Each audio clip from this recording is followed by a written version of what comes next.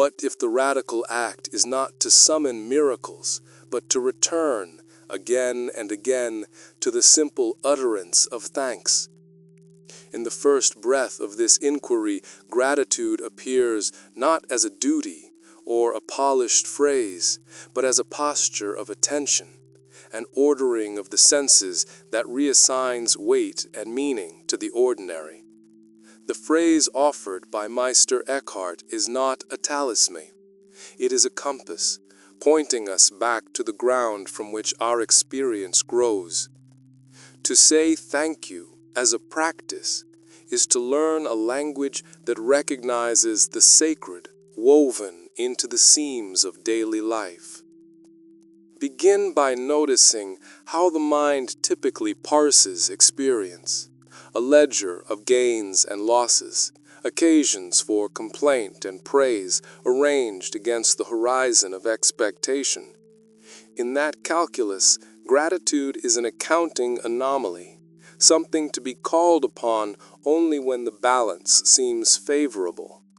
But when gratitude is trained as a contemplative art, it refuses to be a reactive response to fortune. It becomes a steady stance from which perception shifts. The small becomes luminous, the routine becomes sacrament, and the harshness that once hardened the heart is seen as contour in a vast living landscape. Gratitude has the grammar. It does not rush. It pauses to receive. It names without possessing, recognizes without reducing. When practiced, it alters the tempo of living. A morning cup of tea is no longer a mere utility, but a covenant between body and world. The steam, the heat, the bitter sweetness, all acting as teachers that ask nothing of the self beyond presence. In such moments, the individual discovers that recognition alone changes things. To acknowledge a thing fully is to allow it to be true in you, and in that allowing there is a strange liberation from the tyrannies of desire and complaint.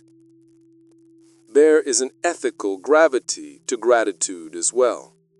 By attending to what is given, we are gently undone of the illusion that the world exists solely as material for our designs. This softens the edges of entitlement and sharpens the capacity for humility. The person who practices thankfulness regularly is less likely to treat others as means to a private end, and more likely to encounter them as co-bearers of existence. In this shift, relationships are steadied. Actions are less performative and more resonant because they spring from a heart accustomed to receiving. Psychologically, gratitude rewires attention. The habitual mind tends towards scarcity because scarcity compels action. It is useful for survival. Gratitude, by contrast, trains the nervous system to detect sufficiency, those small availabilities that habitually go unnoticed.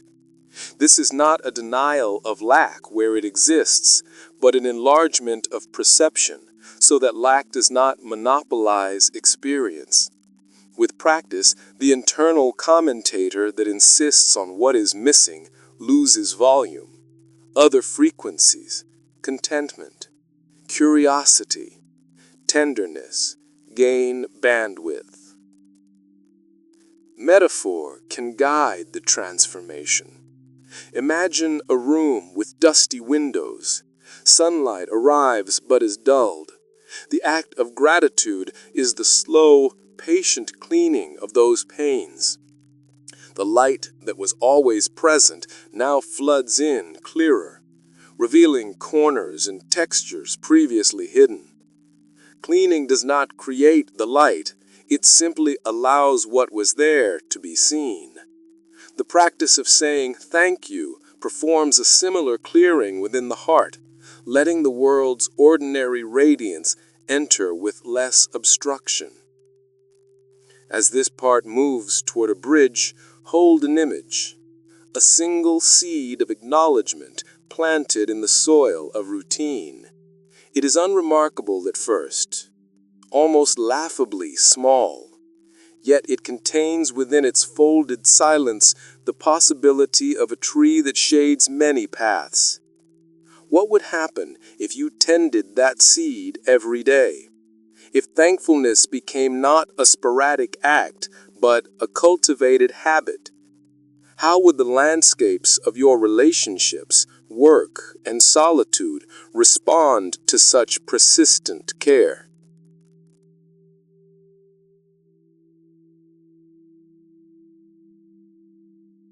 The seed we left in the soil of routine was small, but in its stillness it held a grammar of becoming.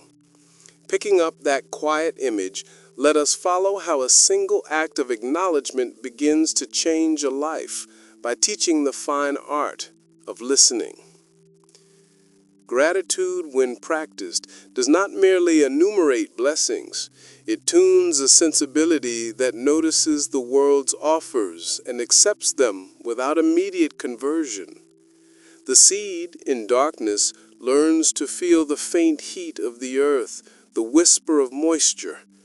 So does attention trained in thankfulness begin to detect the subtle givens around us, tones in another's voice, the slight cheapening of hurried speech, the generosity hidden in routine gestures. There is a discipline in this listening that is different from effortful concentration. It is more like the patience of a shoreline that receives every wave without immediate judgment, learning instead the pattern of tides. The grateful listener does not rush to appraise the gift or to deploy it for advantage. They allow it to be present, and thereby let its meaning reveal itself slowly. In such a posture, the ordinary acts as a teacher rather than a background to be navigated. A meal becomes a lesson in earth and labor. A commute becomes a catalog of human smallness and dignity. A brief conversation becomes a map of unseen need and small mercies. As this receptivity deepens, the inner architecture of attention alters. The compulsive scorer, the inner accountant that quickly classifies events as gains or losses, loses its immediate authority. In its place grows a habit of noticing gradients. Gratitude notices warmth where cold might have been presumed. It finds richness in scarcity by attending to texture rather than volume. This is not a naive glossing over of hardship. It is an immoderately honest seeing that allows difficulty to occupy its proper weight while refusing to let scarcity define the whole landscape of experience. Metaphor helps here. Imagine a chamber with many windows, some shuttered, some open. The practice of thankfulness is the gradual lifting of those shutters, one by one, until light streams in from various angles and the room acquires depth and warmth. The view changes, not because the world has become different, but because the room has become more hospitable. The hospitality is not toward pretty things only, it is toward the full range of life. Things that once seemed abrasive now reveal edges and grain. Things once overlooked begin to sing. This is the reversal at the heart of contemplative gratitude. The world does not need to be made better for the heart to become more awake. There are social consequences to this quiet opening. A person who habitually recognizes what is given tends to meet others differently. Conversations shift from transaction to presence. Complaints lose their monopolies because the listener has a greater bandwidth for noticing nuance.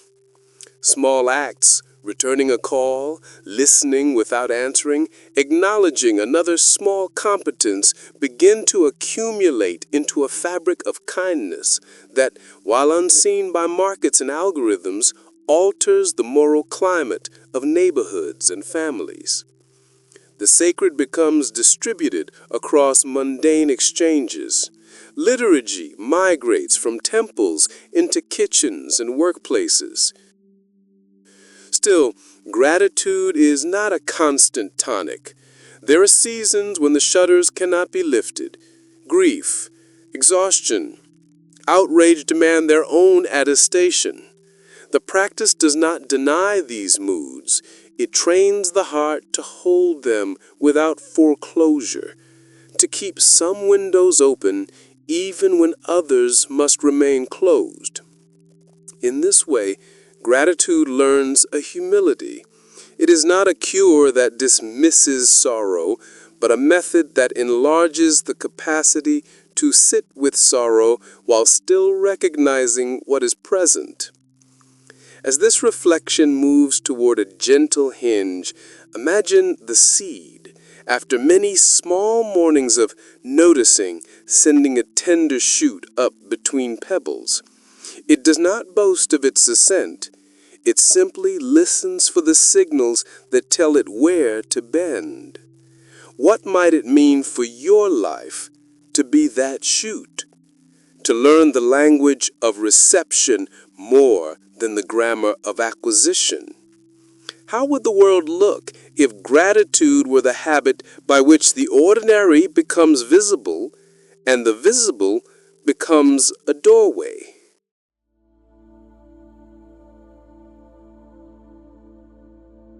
The tender shoot emerged between pebbles, a quiet proof that attention yields direction. Pick up that image and follow the shoot as it becomes a leaf, not by spectacle, but by patient, unremarkable fidelity. The leaf does not proclaim itself. It opens, thin and honest, catching light that was always passing and now lingers long enough to be seen. This final movement asks us to inhabit that opening until the practice of gratitude ceases to be an occasional offering and becomes the very grammar of perception, so that the world, in its plainness, reads as a page of sacred text. There is a fierce gentleness in such transformation. Gentleness because the work is not violent or flashy. Fierce because it requires an unromantic stubbornness to return daily to the small acknowledgments that accumulate unseen. Gratitude practiced this way is not sentimental, it is exacting. It is the discipline of noticing the seam where labor meets gift, the place where another's unseen effort bears on our day. To recognize these seams is to loosen the tight knots of isolation.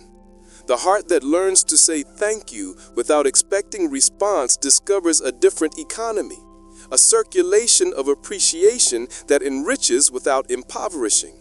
This economy is generous precisely because it is not transactional. As the leaf expands, it learns to hold paradox. Gratitude does not pretend that life is otherwise than it is. It holds lack and plenty together. It sees scarcity without being consumed by it, sees beauty without sentimental flattening, sees suffering without evasion. In that holding, perception acquires depth. The contemplative eye reads equivocal things as teachers. A cracked cup tells of meals shared. An unfinished conversation tells of needs unspoken. A sudden rain tells of climate and patience.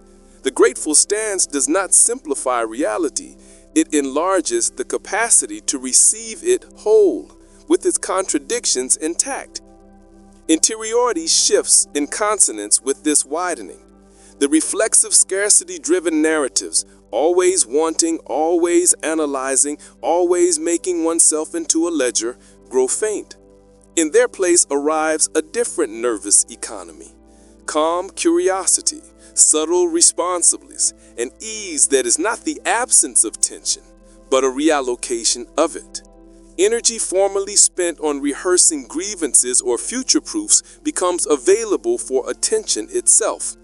the mind becomes a vessel less restless, the body less defensive, and the heart more porous to the small mercies that stitch a life together.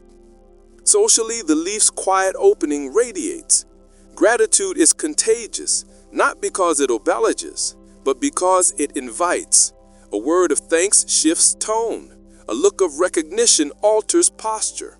Houses where people habitually acknowledge ordinary kindnesses breathe differently. Workplaces where small appreciations are routine make space for dignity. The sacred migrates from altars to breakfasts to workbenches, not by ceremony alone, but because recognition itself sacralizes the exchange. The practice thus becomes a tactic of repair for social freeing, a stitch at a time, a net woven of brief, sincere acknowledgments. Toward the inner climax of this arc, imagine the leaf trembling in late light, its veins visible like a soft map of paths traveled. The trembling is not fragility, but responsiveness. It records the passing wind, the insect's touch, the slow shift of day into evening. In the same way, a life formed by contemplative gratitude registers the world's subtleties and responds with precision rather than panic. This responsiveness cultivates wisdom, when to speak, when to listen, when to remain quiet. The silent choices, more than the declared ones, shape character. As the narrative curves toward closure, assemble the images, the seed and soil, the shoot between pebbles, the leaf opening to light. Each stage is ordinary, almost embarrassingly unheroic, yet in their sequence lies a revelation. Repetition, noticed and honored, is the method by which the sacred infiltrates the daily. The culminating secret is modest. Grateful attention does not make miracles by magic. It makes a new kind of seeing possible, one that recognizes the holy in the breakfast, the corridor, the small apology, the brief help offered without fanfare. Conclude with a tenderness that is not easy, but exact. If thankfulness is practiced as attention, then every act of recognition is a prayer, and every day becomes a liturgy. The final image is of a simple table at dawn, a single cup, a hand resting lightly on the rim. The hand does nothing extraordinary. It is present. Presence in this telling is the quiet altar upon which the world may lay its ordinary gifts. Let that scene remain without explanation. Let the viewer feel the space between breath and gesture, and in that unadorned interval meet the small, insistent miracle that a single, sincere thank you can hold.